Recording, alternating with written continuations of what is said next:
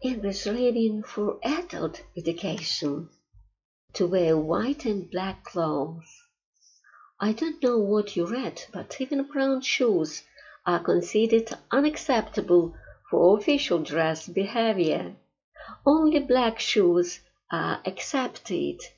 Black and white shoes are considered an outlandish fashion failure and an abomination in fashion circles. I don't know what you read, but even brown shoes